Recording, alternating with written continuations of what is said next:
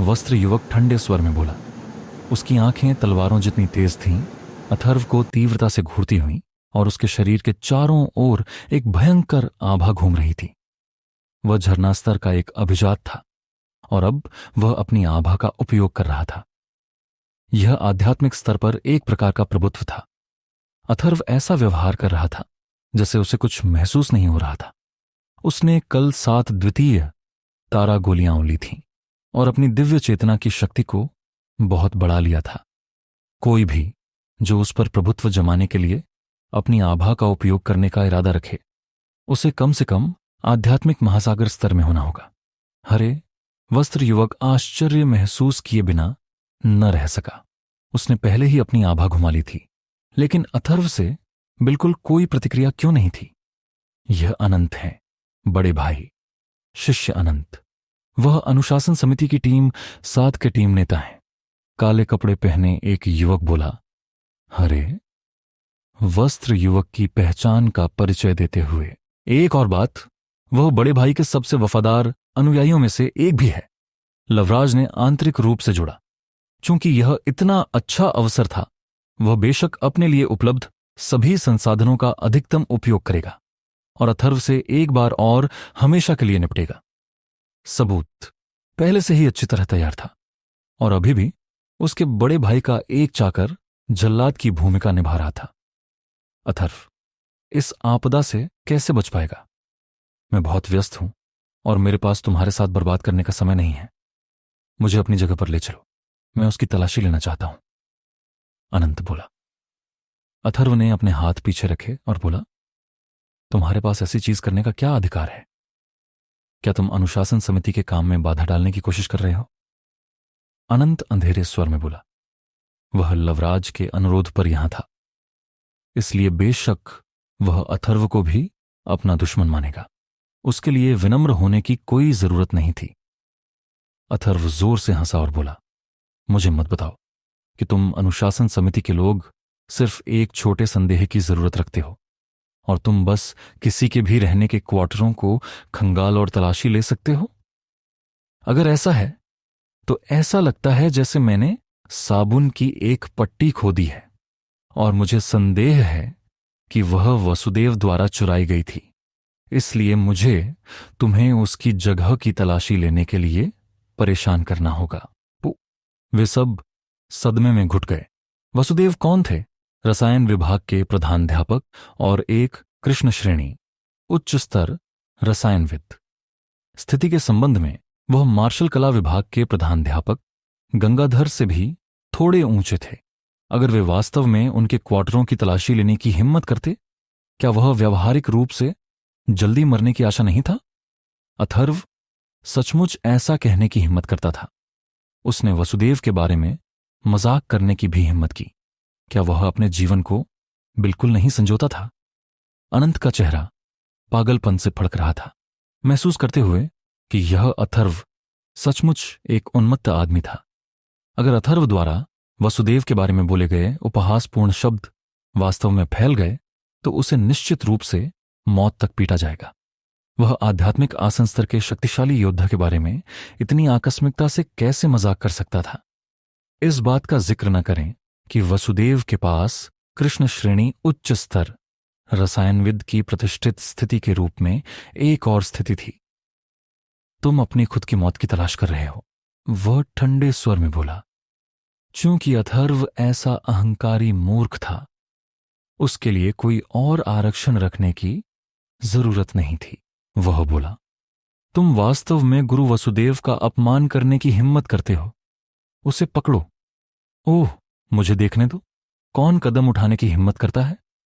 अथर्व दूसरों को तिरस्कार से देख रहा था, थोड़ी मुस्कान मुस्कुराते हुए, और बोला, तुम लोगों को सावधानी से विचार करना चाहिए और दूसरों द्वारा उपयोग में न लाए जाओ, वरना अगर तुम मेरे खिलाफ कदम उठाने की हिम्मत करो तो मैं बिल्कुल दयालु नहीं रहूंगा। अन्य इस पर हिचकिचाए। वास्तव में अनंत के अलावा दूसरों का यशवीर से ज्यादा संबंध नहीं था। इसके अलावा जब उन्होंने अथर्व के भाव में डर की अनुपस्थिति देखी, ऐसा लग रहा था जैसे उसके पास कोई शक्तिशाली पृष्ठभूमि हो। सबसे अच्छा होगा अगर वे इस मामले से खुद को दूर रखें, क्योंकि अगर वे दो बड़े मालिकों के बीच लड़ाई में शामिल हो गए तो उनके जैसे छोटे चरित्र आसानी से मारे जा सकते थे। उस क्षण में कोई आगे एक और कदम बढ़ाने की हिम्मत नहीं कर रहा था। कितनी हिम्मत है! तुम न सिर्फ अपना मुंह चलाने की हिम्मत करते हो, तुम अनुशासन समिति के सदस्यों को धमकाने की भी हिम्मत करते हो। तुम सचमुच नियंत्रण से बाहर हो। अनंत अंधेरे स्वर में बोला और अथर्व की ओर इशारा किया। जगदीश, उसे पकड़ो। हां हां। एक युवक अनिच्छा से बाहर कदम रखा।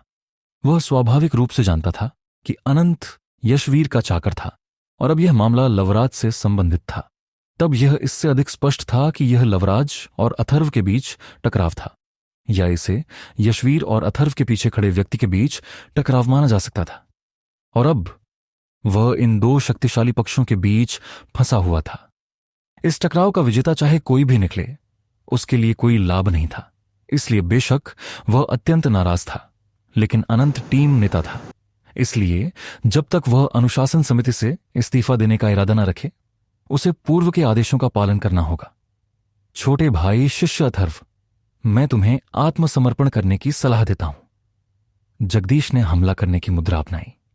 वह तत्व संग्रह स्तर की 9वीं परत में था, जबकि अथर्व सिर्फ 5वीं परत में था। इसलिए उसे पूर्ण आत्मविश्वास था कि वह 10 चालों के अंदर अथर्व को पकड़ने में सक्षम होगा।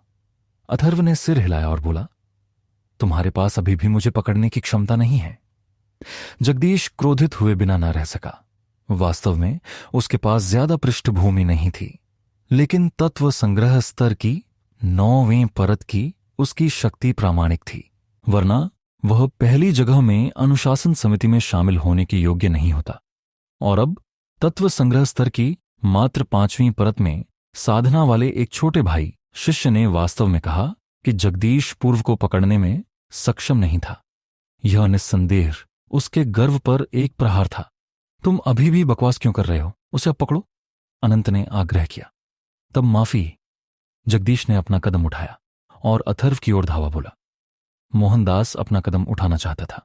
वह जानता था कि उसके इस एकमात्र छात्र के पास तलवार कला में असाधारण रूप से उच्च स्तर की समझ थी, लेकिन साधना स्तरों में अंतर एक बड़ा नुकसान था। तलवार तेज की 6 चमकें उसे अधिकतम 3 अतिरिक्त युद्ध तारे युद्ध शक्ति प्रदान करेंगी, लेकिन वह अभी भी ज्यादा मायने नहीं रखता, क्योंकि तत्व संग्रह स्तर की 8वीं परत का एक मार्शल कला योद्धा अभी भी 9वीं परत के प्रतिद्वंद्वी से मेल नहीं खा पाएगा। हालांकि अथर्व पहले ही इस हमले को सिर पर लेने के लिए आगे बढ़ चुका था। उसने अपनी तलवार भी नहीं निकाली। इसके बजाय उसने सीधे एक मुक्का फेंका। पेंग! दोनों सिर पर टकराए और संपर्क के बिंदु से एक दृश्यमान सदमा लहर फैल गई। दोनों आकृतियां एक ही समय में पीछे हट गईं। क्या? जब उन्होंने यह होते देखा, सबकी आंखें सदमे में चौड़ी हो गईं, अविश्वसनीय भाव पहने हुए। जगदीश तत्व संग्रह स्तर की 9वीं परत में था, फिर भी वह सिर पर टकराव में ऊपरी हाथ नहीं पा सका। यह कैसे संभव था? तत्व संग्रह स्तर की 5वीं परत का इतना शक्तिशाली मार्शल कला योद्धा कैसे हो सकता था? क्या तुम्हें यकीन है कि तुम वास्तव में तत्व संग्रह स्तर की 5वीं परत में हो? मैंने तुम्हें कम आंका। जगदीश तुरंत गंभीर लग रहा था। हालांकि उसकी कोई इच्छा नहीं थी कि किसी और का हथियार बने। मार्शल कला योद्धाओं के पास बेशक अपना खुद का गर्व होगा। तत्व संग्रह स्तर की 9वीं परत के मार्शल कला योद्धा के रूप में अगर वह तत्व संग्रह स्तर की 5वीं परत के प्रतिद्वंद्वी को भी नहीं पकड़ सका, तो उसके गर्व का क्या बचेगा? उसने गहरी सांस ली और अपने हाथ पंजों में बनाए। उसने अपनी बाहें 2 अलग दिशाओं में फैलाईं, बायां पैर मोड़ा और उठाया। एक चील की तरह लग रहा था जो उड़ान की तैयारी में अपने पंख फैला रही हो। आकाश में उड़ता चील। उसने एक गुस्से भरी चीख दी और उसकी आकृति आगे बढ़ गई। उसकी युद्ध शक्ति तुरंत बढ़ गई। युद्ध शक्ति और साधना स्तर 2 पूरी तरह अलग मामले थे। जिस क्षण से उसने अपनी मार्शल कला तकनीक का उपयोग किया, उसकी युद्ध शक्ति 10 युद्ध तारों तक बढ़ गई थी। अथर्व सिर्फ हल्की मुस्कान मुस्कुराया। उसकी आंखें गंभीर हो गईं और अचानक उसकी आकृति से एक शक्तिशाली आभा निकली। क्या? जगदीश सिर्फ अपने हृदय को कांपते महसूस कर सका, मानो वह एक छोटा मेमना हो जिस पर एक भयंकर बाघ की नजर पड़ी हो और वह सिर्फ अनंत डर के साथ छोड़ दिया गया था। यह चाल आकाश में उड़ता चील अचानक अपनी सटीकता खो गई और उसके असली लक्ष्य से विचलन अत्यधिक बड़ा था। अथर्व ने बेपरवाही से जगदीश के पीछे एक लात मारी और पेंग बाद वाला तुरंत एक भारी ठंप के साथ जमीन पर गिर गया, जमीन पर धूल का एक बड़ा विक्षोभ पैदा करते हुए। पूर्ण मौन।